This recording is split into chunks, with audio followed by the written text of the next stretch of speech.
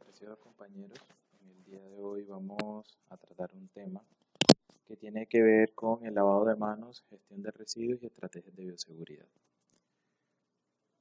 El lavado de manos es una estrategia ideada desde los años 1818 por el doctor Semmelweis, quien era un médico austriaco que trabajaba en el área de cirugía.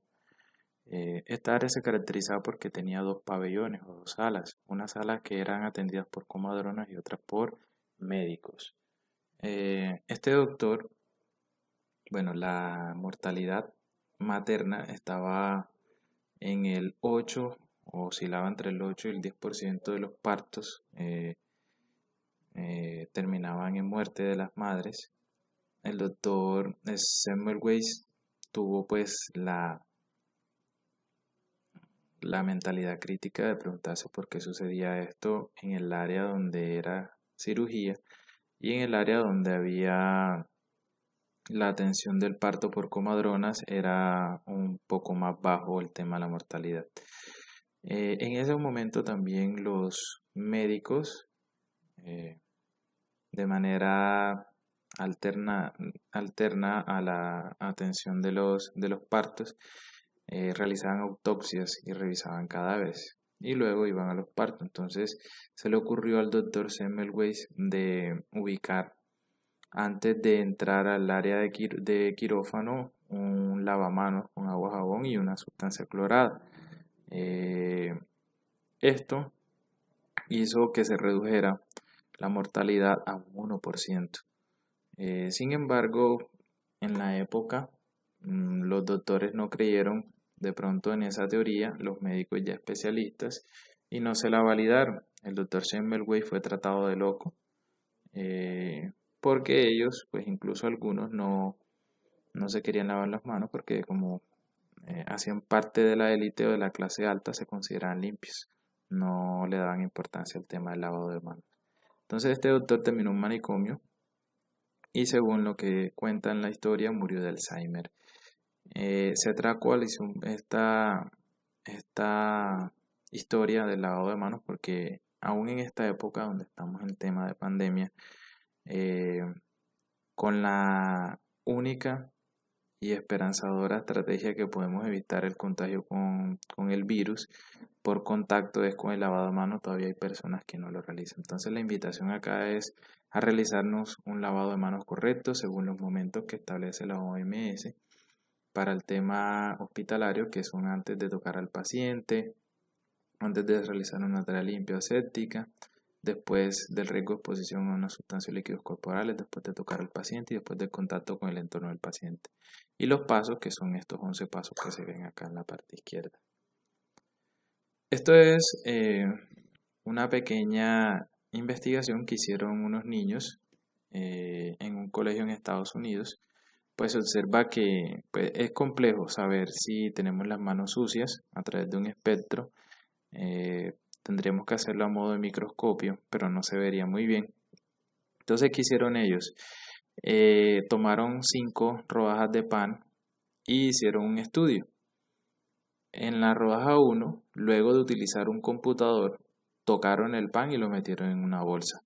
En la rodaja 2, sin tocar el computador y sin tocar nada, metieron el pan en la bolsa. En la rodaja 3, con las manos sucias de escritorio, de manejo de billetes, pues sí, las manos luego de haber utilizado en su diario, lo metieron en la rodaja, en la bolsa 3.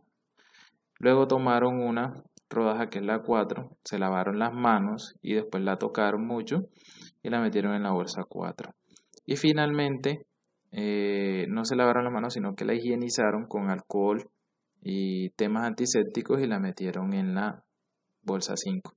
Entonces el experimento, luego de un tiempo, vemos como el crecimiento bacteriano se produjo más en el pan tocado luego de haber manipulado los computadores, el teclado de los equipos. Luego tenemos las manos sucias generales, también generó la mayor emancipación de virus y bacterias acá. Y finalmente el tema de sanitización con alcohol y gel antibacterial. Y vemos cómo el tema del lavado de manos igualó casi al pan fresco desde la bolsa. Es decir, casi que no se generaron mucha proliferación de bacterias. Entonces aquí también es importante ver la diferencia de las manos sanitizadas y la del lavado de manos. Vemos que el tema de sanitización de manos es importante, pero eh, no es mayor al de lavado de manos. Siempre tenemos que lavarnos las manos por correcta obligación.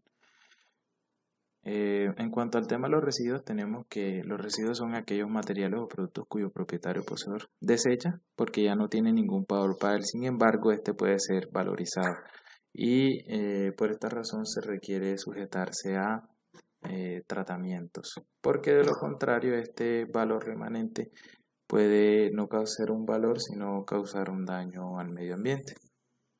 Esta es la clasificación de residuos hospitalarios que tenemos en estos momentos, dado por la resolución 1164 del 2002, que es en el ala izquierda tenemos los residuos no peligrosos, clasificamos como biodegradables, reciclables, inertes, ordinarios o comunes, y en el ala derecha tenemos los peligrosos, que son biológicos. En esta ala se desprenden los biosanitarios, átomos patológicos, cortopunzantes animales.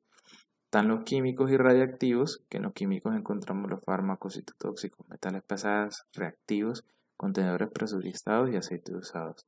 Y en los radiactivos, pues todo el tema que tiene que ver con manejo y tratamiento del cáncer, que son los prismas de los equipos de radioterapia y las bolsas esas bolsas de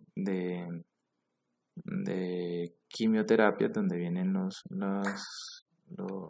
elementos químicos de la quimioterapia, van dentro de los citotóxicos.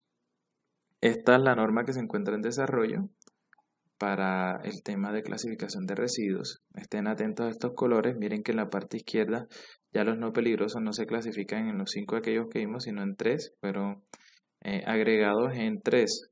En los aprovechables, que son blancos, en los orgánicos, que son verdes, y los no aprovechables, que son los negros. Y acá se amplió un poco más el tema de otros residuos que tenían y que se veían en el sector salud, que era la que tenían la característica de corrosividad, reactividad, explosividad, toxicidad e inflamabilidad. Esta es la Guía Técnica Colombiana 24, GTC 24, que establecía el anterior código de colores, que era pues un código que de pronto por el amplio cantidad de colores que tenía que revisarse, se confundía mucho y las personas terminaban por arrojar el desecho y no hacer una buena clasificación. El objetivo de la clasificación, entonces, es promulgar el aprovechamiento de los residuos, la economía circular, es decir, que esos residuos vuelvan nuevamente a remanufacturarse y a convertirse en materia prima para los elementos que se utilizan. Pueden ser para envases, para empaques y demás. Evitar accidentes relacionados con la mala gestión de residuos, porque toda vez que no gestionemos bien el almacenamiento de eso, puede ocurrir accidentes con ellos, incendios, pinchazos en el tema hospitalario. Evitar la generación de vectores de proliferación de enfermedades de salud pública cuando no son gestionados de forma correcta y se tiran en lugares no propicios, se pueden generar vectores de proliferación de enfermedades. El sobrellenado de botaderos en Colombia y minimizar la generación de estos residuos. Entonces, esta es la gestión interna de residuos. Lo que se va a hacer, primero una correcta generación interna y recolección en las canecas. No puede haber residuos peligrosos en canecas verdes, ni tampoco residuos no peligrosos en canecas rojas. El almacenamiento de residuos debe cumplir que debe ser cerrado con una puerta que permita aireación, debe tener un extintor al lado y debe ser clasificado o separado según el tipo de residuo.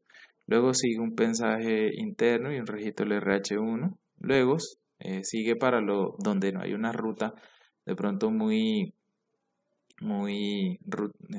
podríamos decirlo, rutinaria de recolección. Toca hacer tratamiento interno, que es esterilización con autoclave, desactivación de residuos, naturalización. La recolección o gestión externa es que es recorrida por un vehículo que cumple unas especificaciones técnicas y luego de esa recolección sigue un tratamiento por termodestrucción y disposición final en rellenos de seguridad. Hay una clasificación, así como se clasifican en contabilidad los grandes, medianos y pequeños contribuyentes, acá también para el tema de generación de residuos también. Entonces, están clasificados por gran generador aquellos que van o que son iguales o mayores a 1000 a 1 tonelada de kilos de generación de residuos peligrosos al mes, los medianos de 100 a 1 tonelada, 100 kilogramos a 1 tonelada, y el pequeño generador de 10 kilogramos a 100 kilogramos. Esto se hace con promedios ponderados, la media móvil en los últimos 6 meses, y podríamos decir que esta medición se hace como para temas de control, para saber quiénes son los grandes generadores y controlarlos, hacer auditorías, inspecciones y verificaciones que estén haciendo un buen tratamiento y estrategias de minimización de residuos.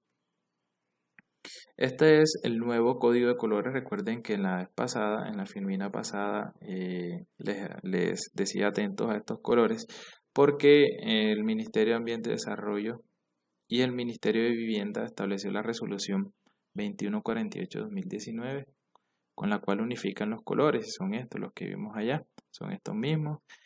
Ya no es el punto ecológico con esa cantidad de colores que de pronto el usuario, la persona que iba a disponer los residuos, se confundía al momento de hacer una correcta disposición. Ya son 3, son más agregados, es más fácil hacer una mejor disposición. Entonces tenemos la negra, aquí va papel higiénico, servilletas, papeles cartón, metales pasados, y en estos momentos los tapabocas irían aquí también, en los residuos no aprovechables. Para los residuos orgánicos aprovechables, entonces, que son restos de comida y desechos agrícolas, solo va el desecho, las envolturas van de este lado.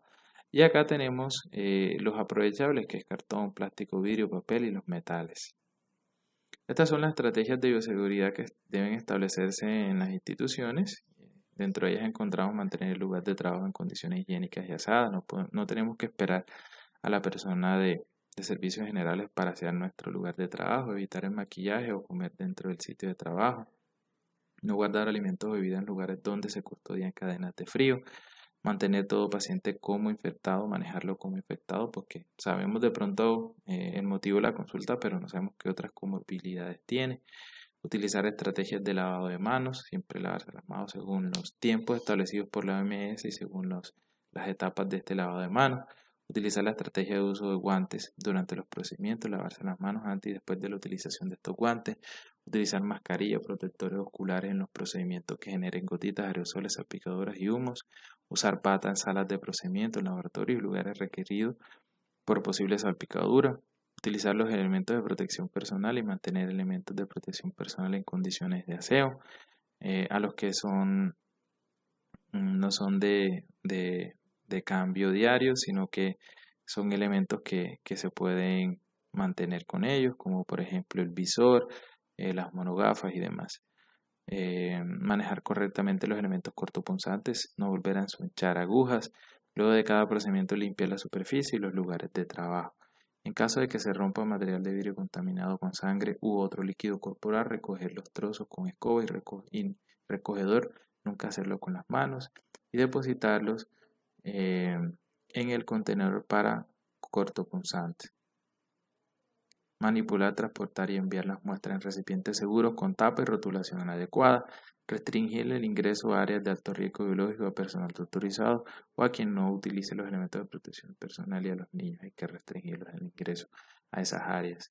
Disponer el material patógeno en bolsas resistentes de color rojo que se identifiquen con el símbolo de riesgo biológico. Entonces, las medidas generales tenemos: lavarnos bien las manos en los momentos establecidos, utilizar guantes en manejo de los biológicos, respetar las áreas sucias y limpias, no tocar con guantes contaminados, no ingresar con maquillaje o uñas pintadas, y tenemos que es muy riesgoso consumir alimentos, masticar chicle en lugares de trabajo, y no podemos ensuciar nuevamente las agujas. Entonces, compañeros, esto es todo. Esta es nuestra capacitación sobre el lavado de manos, gestión de residuos y normas de bioseguridad. Hasta una nueva próxima oportunidad. Gracias.